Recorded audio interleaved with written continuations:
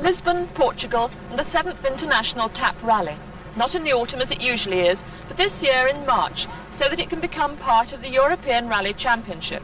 This in itself is a feather in the organiser's cap, who started the rally some years ago, mainly as an attraction to Portuguese tourism, and who have now built it up into a formidable international event.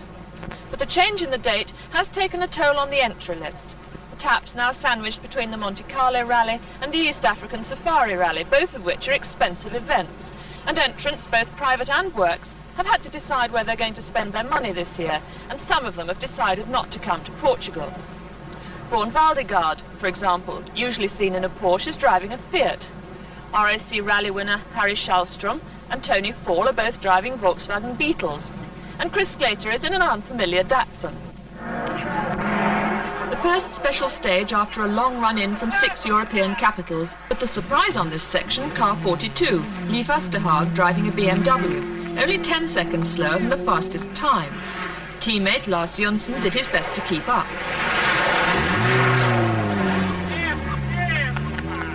BMW were well represented on this rally. Arne Allensen, car 45. And then there was a Citroën, which missed the bend completely.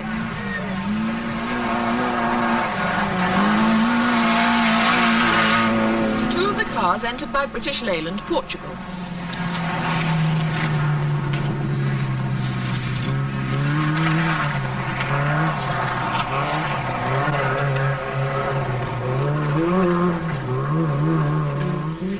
First sight of the formidable Renault Alpines, car number 1, Jean-Pierre Nicolas.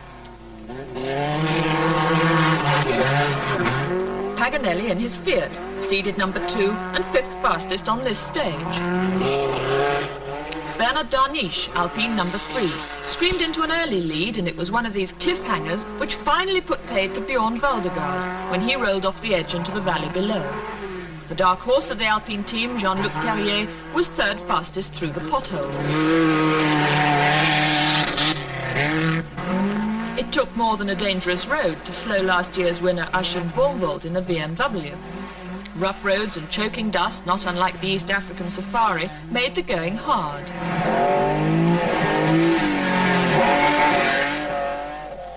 I asked Chris Sclater, Kleber Wheelbase Scholarship winner, what he thought was the Tap's main feature. Really, it's very, very rough roads, special stages, although there are more special stages this year than before, but it's always pressure. There's always pressure on, even between the stages. You have to really keep going, and you can't stop for more than 3 or 4 minutes to look at the car.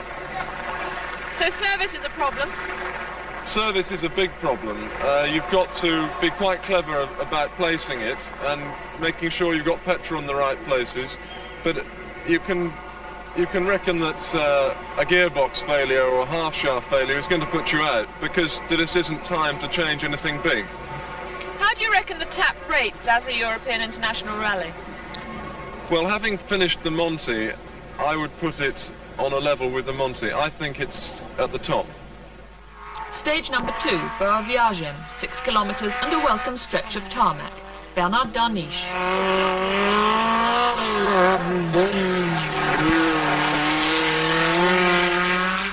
Winner in 1971, Jean-Pierre Nicolas, looking for a second win, in one of the small rear-engined Alpines so well suited to this event. Warmbold and Davenport sounding extremely healthy. The smooth undercarriage of the Alpines helps them slide over the lumps and bumps of the mountain roads.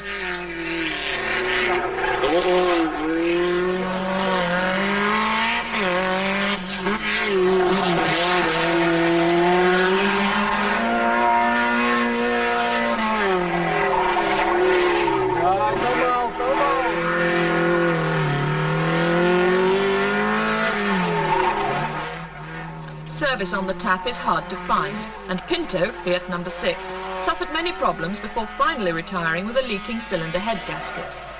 Unfamiliar on international rallies, a flying VW Beetle.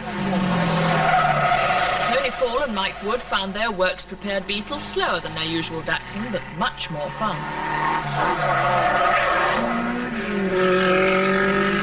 But not everyone found the rally fun.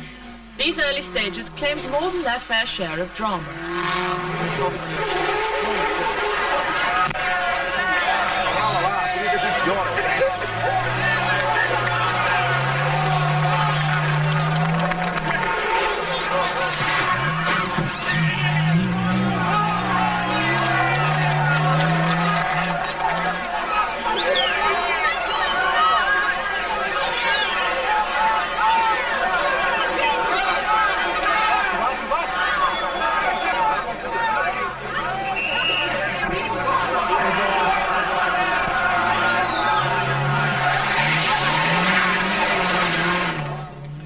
corner was the end of the rally for many competitors, among them British driver Andy Michaelides.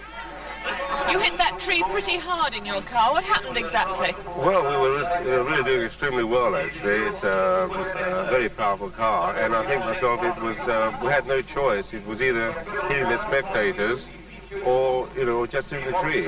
We just couldn't avoid it, Do you mean that if the spectators hadn't been standing there, you could have avoided the accident altogether? Oh, absolutely, because, we knew there was an escape road there when we did the reconnaissance, actually, and we had no choice. In fact, we didn't realise there were so many spectators, especially on that dangerous corner, having done the rally before. So you think spectators are probably a serious problem on this event? Oh, absolutely, absolutely. It's a wonder we didn't even sort of hit somebody, at least,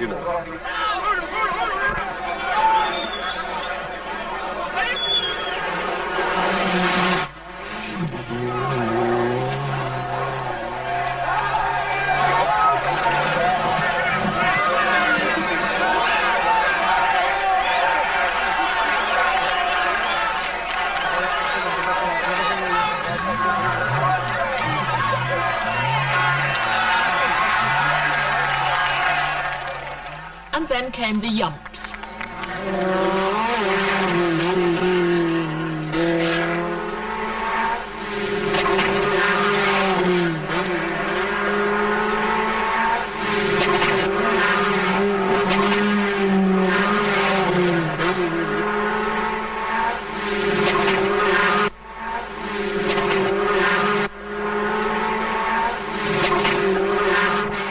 Were back on the ground, we asked Tony Fall and some of his rivals how it was all going. We're enjoying it. It's very fast downhill and you have to wait a little bit when you're going uphill. In fact, Mike's having to sort of get too far ahead with the notes because he's used to going a little bit quicker. But I think we'll be all right as long as we can cross the finishing line. That's what you're aiming to do? This is the most important thing, yes. What have the incidents been so far? Because you always have them. Oh, we haven't had any yet. It's been quite pleasant. No incidents at all. My only problem is I'm bruised all down this side because we've got this togetherness in the car, and we sort of have to drive together, and he keeps knocking me with his elbow. The only problem is we have a very new engine, and 16 valves engine, and we try it now in the first rally, and we have to be a little bit carefully, I think, to find everything out, because we have very, very little problems, and I don't know at the moment, but everything all right until now. John, what difference has it made to the rally, swapping it from the autumn to the spring? It's a little colder when we stand around in the dark talking like this, but apart from that, nothing much. We were hoping for rain to damp the dust down, but it hasn't come. There was some a few days ago, but it's still very dusty. How is the rally in the spring instead of having it in the autumn like you usually do? It's dry, very dry, and beautiful, actually. Is it easier? It was easier in Sintra because Sintra is very slippery when it's wet. Here it was absolutely dry. It was easier, yes.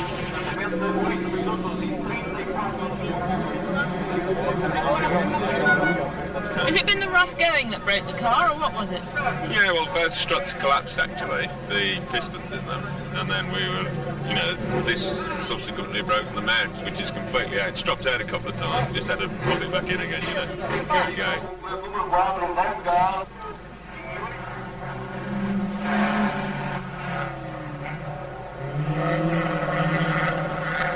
High up in the hills, the first special section since the night stop in Lisbon.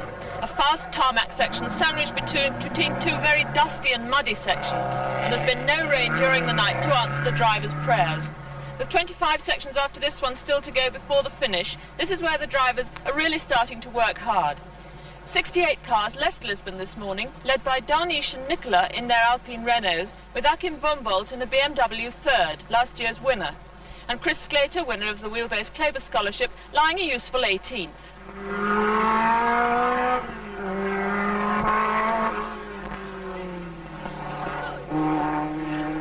Friday, 1 day and 2 nights still to go.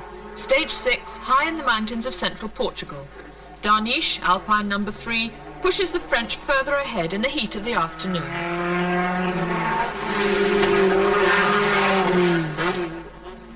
The new 16-valve engine in Warmbold's BMW kept him in touch with the Alpines, but eventually steering and cooling problems put him out of the running.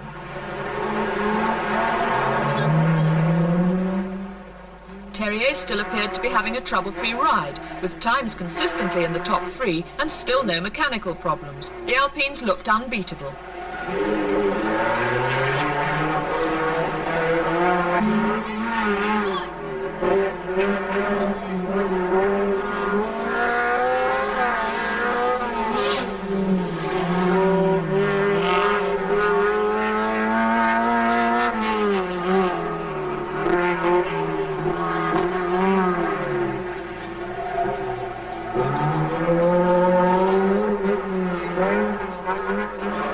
On the winding roads through the forest, Tony Fall's Volkswagen was still spectacular.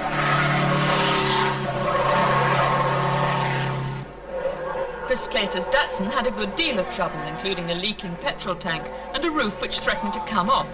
He was finally beaten by a broken wishbone.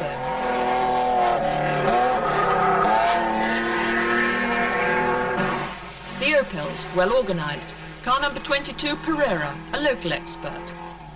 Marie-Claude Beaumont and Christine Gigonneau, Opel again, and the only ladies' crew. The only British car to finish, Colin Malkin and Barry Hughes in their Chrysler Avenger, entered by Withers of Winsford.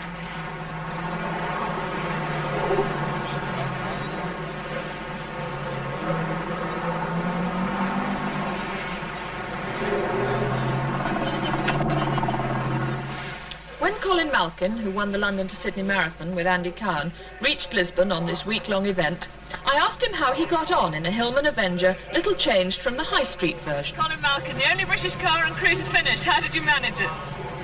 Struggle, but, you know, we got there and that's it. Just luck, a lot of luck. What sort of a rally have you had? Very hard rally because this being a standard production car, it makes it even more difficult, and this is a very difficult rally in any car. This is a little bit slower than the others, and it's just a bit of a struggle all the way. How's the car stood up to it? Marvellous, really. Obviously, we've had to do work to it, but nothing desperate, you know. What do you think got you to the end, mainly? Determination more than anything else. I think we were determined to finish, you know, regardless. And in the end, it was Jean-Luc Terrier, perhaps the least favoured of the Alpines, who brought his immaculate blue car home to win, 6 minutes ahead of Nicolas, with Romagino in third place in a Citroën. But the rally was not yet over. The drivers came out again to take part in a slalom driving test, to amuse the crowd and repay the public of Portugal for their support and encouragement.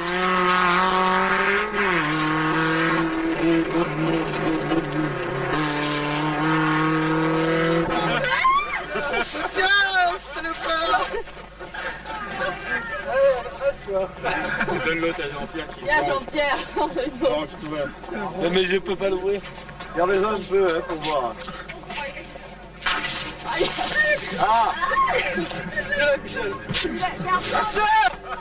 French champagne for the winning French crew.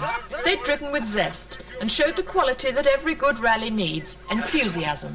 And enthusiasm is what characterises the TAP rally. Enthusiasm of the drivers, of the organisers, and of the thousands of spectators who have been lining the route.